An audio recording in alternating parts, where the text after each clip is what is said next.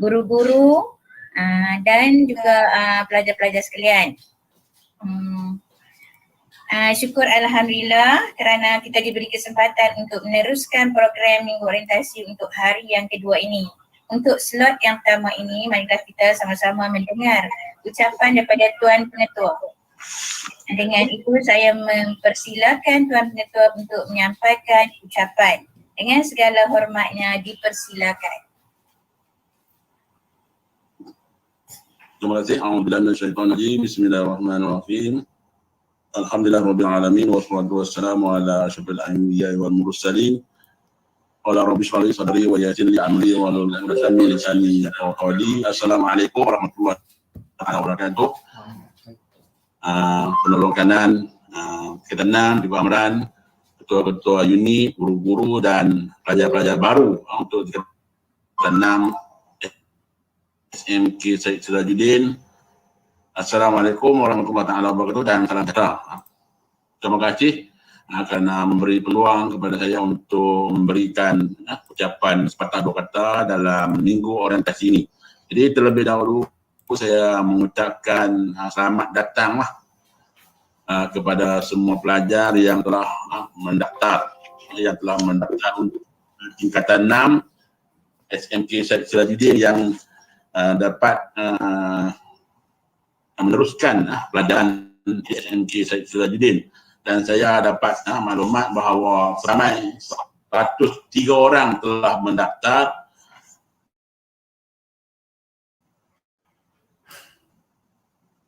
dan untuk melanjutkan pelajaran sama ada di universiti dan politeknik dan sebagainya. Jadi tanyalah kepada yang tidak dapat peluang ataupun yang menolak untuk ke pusat pengajian tinggi, teruskan untuk bersama-sama dengan guru-guru di tingkatan 6 SMK Syed Sirajuddin, dan insya-Allah kami berjanjilah, kita berjanji untuk memberikan pendidikan yang terbaik untuk anda semua. Jadi seperti mana yang ada slide yang pertama tu, datang dengan harapan, pulang dengan kejayaan. Ini adalah harapan daripada pihak sekolah dan juga harapan daripada pihak anda dan juga keluarga. Maksudnya kamu datang ke sekolah ini dengan penuh harapan, dengan harapan juga akan membawa kejayaan insyaAllah pada tahun hadapan, itu setelah ada ataupun anda menduduki peperiksaan STPM nanti.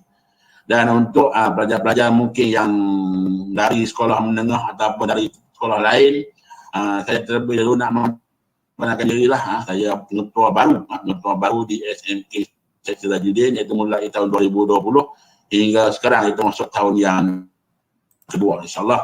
Dan kita teruskan kepada slide yang seterusnya.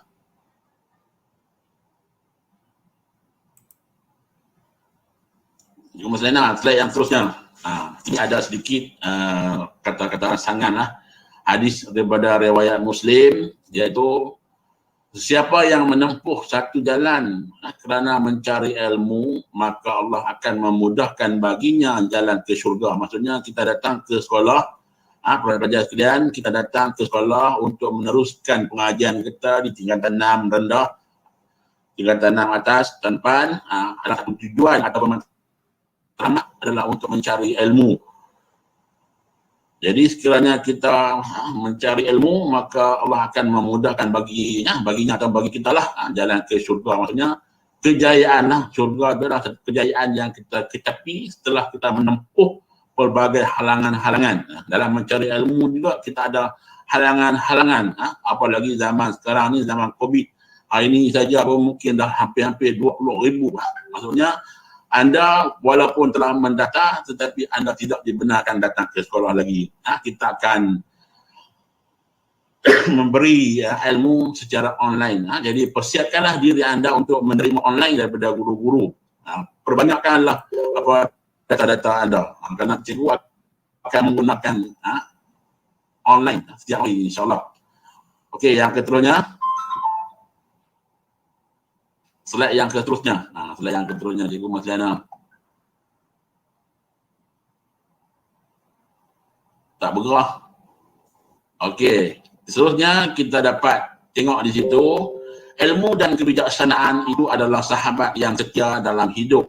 Sampai ketika nafas terlepas dari badan. Maksudnya dengan ada ilmu kita akan bijak, dan untuk nak bijak mesti ada ilmu. Ada yang betul dia kata adalah sahabat. Maksudnya sahabat ni adalah orang yang paling rapat dengan kita, orang yang paling akrab dengan kita, orang yang paling hampir dengan kita. Jadi ilmu dan kebijaksanaan tidak dapat dipisahkan antara satu sama lain. Jadi untuk itu saya mengharapkanlah bila anda menjejakkan kaki ke sekolah menengah Syed Sirajuddin untuk ke tingkatan 6, maka tuntunlah ilmu sebaik mungkin dan binalah kebijaksanaan yang mungkin anda tidak dapat sebelum ini, insyaAllah. Jadi terus kita tengok slide yang keturunnya. Ini antara ada akhlak untuk menuntut ilmu. Yang pertama, semua boleh tengok itu gambar hati itu, mendahulukan kebersihan jiwa dari akhlak yang rendah. Maksudnya matlamat ataupun tujuan kita mendapat ataupun mencari ilmu adalah untuk membersihkan jiwa kita daripada akhlak yang rendah. Jangan kita persoal ilmu yang di bawah sana tu ngaji tinggi-tinggi dan sebagainya, itu jangan kita bandingkan dengan orang lain. Kita ambil yang elok, kita ambil yang baik. Jangan contoh yang tak elok, kita contoh yang baik. Maksudnya dengan ada ilmu kita boleh membersihkan jiwa kita daripada akhlak yang terkeji, akhlak yang tak elok dan moral yang tak elok dan sebagainya. Jadi saya mengharapkan pelajar-pelajar yang akan meneruskan pelajaran di sini, bersihkan jiwa kita, dan selepas anda keluar dari sekolah menengah Syed Sirajuddin, orang akan memuji, akhlak pelajar SMK Syed Sirajuddin ini memang terpuji, baik dan sebagainya. Itulah harapan pihak sekolah dan juga harapan semua guru, insyaAllah. Terusnya ialah kita melihat yang kedua, tujuan atau matlamat untuk mencari ilmu, iaitu untuk kita nak memudahkan mendapat ilmu, mengurangi kesenangan duniawi dan menjauh diri dari kampung halaman hingga hatinya terpusat untuk ilmu. Dalam nak mencari ilmu ni, kita jangan terlalu memikirkan kesenangan dan sebagainya. Sebagaimana yang diamalkan oleh orang-orang dahulu, nak menuntut ilmu, mereka jalan kaki beribu-ribu batu untuk nak mendapatkan sesuatu ilmu. Bukan zaman sekarang. Zaman sekarang ni ilmu berada di hujung jari, tak perlu mana duduk di rumah, duduk dalam bilik pun dapat ilmu. Tetapi zaman dahulu ni mereka terpaksa berjalan beribu-ribu batu untuk mendapat ilmu. Dan ilmu yang mereka cari ataupun dapat sekarang ni dapat digunakan untuk generasi akhir zaman. Jadi untuk nak mendapat ilmu, anak-anak pelajar sekalian, janganlah berseronok-seronok. Dalam masa yang sama ada berseronok-seronok. Karena kita berseronok, kita tidak akan mendapat ilmu. Kemudian menjauhkan diri dari kampung halaman. Di mana kalau kita tak asrama, tidak bolehlah kita akan kamu di asrama. Maksudnya kalau boleh tu kita kena jauhkan diri daripada keluarga untuk ilmu. Kerana apa? Kerana nak mengelakkan daripada halangan-halangan. Tak ingat muak, sedih tengok adik dan sebagainya. Kita menuntut ilmu, kita niat nawai tu untuk menuntut ilmu. InsyaAllah selepas kita menuntut ilmu, kita akan membawa kejayaan kepada keluarga dan sebagainya, insyaAllah. Terusnya ialah yang ketiga, tidak sombong dalam menuntut ilmu dan tidak membangkang kepada rumah. Janganlah mau masuk tingkatan 6 ataupun semester 1 ni baru belajar seminggu, nak bangkang cikgu dah. Cikgu tak pandai mengajar, cikgu tak ada teknik mengajar dan sebagainya. Jangan sombong. Sombong ini adalah sifat iblis, sifat syaitan. Kita kena merendah diri nak menuntut ilmu ni. Kena rendah diri walaupun kita pandai kepada cikgu kan. Jangan duk membangkang cikgu ataupun mempertikai ilmu yang ada pada guru. Tengok. Dalam saya ada juga perkara yang membuatkan manusia sombong. Ini salah satu nak mendidik jiwa kita lah. Maksudnya kita sombong kenapa? Kita ada ilmu. Baru kita 6 semester 1. Kita aku dah hebat nak ada ilmu punya. Ada, jangan. Banyak lagi orang yang ada ilmu. Kemudian kita sombong kenapa? Kerana keturunan. Keturunan aku orang kaya-kaya. Keturunan aku orang baik-baik. Keturunan aku orang yang ternama dan sebagainya. Ini antara manusia yang sifat sombong yang ada pada manusia. Kemudian cantik, kecantikan. Dia cantik ni orang perempuan lah. Bukan nak kata orang perempuan, tapi memang sifat kecantikan ni orang perempuan lah. Dia tak boleh tengok kalau pipi dia ada jerawat sebiji pun, seketul pun tak boleh. Dia nak cari krim ni, krim tu harga 450. Nak buang titik seketul jerawat aja. Maksudnya cantikan. Kalau aku cantik semua. Dan sebagainya. Dia menyebabkan dia sombong. Dia tak tahu bahawa kecantikan itu boleh hilang tiba-tiba saja kalau Allah Ta'ala nak bagi hilang. Jadi cantik jadi huruf. Yang keterusnya, kekuatan ataupun mentang-mentang buta hebat, tak mau dengar cakap orang, tak mau dengar pendapat orang sebagainya. Kemudian kekayaan, maksudnya sombong. Sombong dengan kekayaan. Allah Ta'ala bagi kekayaan, bagi kemewahan, bagi harta dan sebagainya. Dia sombong. Tak memikirkan orang miskin dan sebagainya. Kemudian dia mempunyai banyak kenalan. Maksudnya kenalan dia semua hebat-hebat, bukan orang yang ni. Semua datuk-datuk. Tak sembang bak orang kampung ni. Semua datuk, menteri YB tu dan sebagainya. Itu sombong. Manusia ni sombong. Begitu juga dengan pelajar-pelajar sekarang, cuba hindarkan daripada sifat sombong tersebut. Seterusnya, yang keempat. Banyak lagi ni. Dah 1/2 jam lagi insyaAllah. Yang keempat, tengok gambar dulu. Ada gambar tu, anak-anak berasa sedih, kayu je. Tengok sebab apa? Tengok ibu bapa duk bertengkar. Menghindar dari mendengarkan perselisihan di antara sesama manusia. Maksudnya kita sebagai pelajar, mungkin di rumah, apalagi mungkin COVID sekarang ni, kita duk dengar macam-macam. Mak duk bawah ayah, duk tidur, melengkoi, tak mungkin tidur lagi. Tak bangun lagi orang tua, nak mampui ke apa, macam-macam. Bunyi kasar. Bagi orang tua tu dia buat penendang, buat menyepak, bergaduh. Jadi anak-anak menjadi apa? Jadi mangsa. Anak-anak mendengar perselisihan ibu bapa dah. Jangan terlalu mendengar, menghindarkan diri daripada mendengar perselisihan antara sesama manusia, terutamanya ibu bapa kita lah. Sebab ini benda-benda ini boleh mengganggu pembelajaran kita. Maksudnya kalau sekiranya contohnya ayah ibu bapa kita bergaduh ataupun bergaduh, mana ada orang tak bergaduh.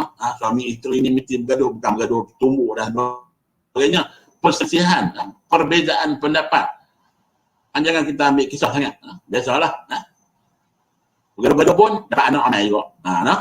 Yang keduanya, yang kelima. Yang kelima, ilmu. Tengok itu, apa itu ilmu?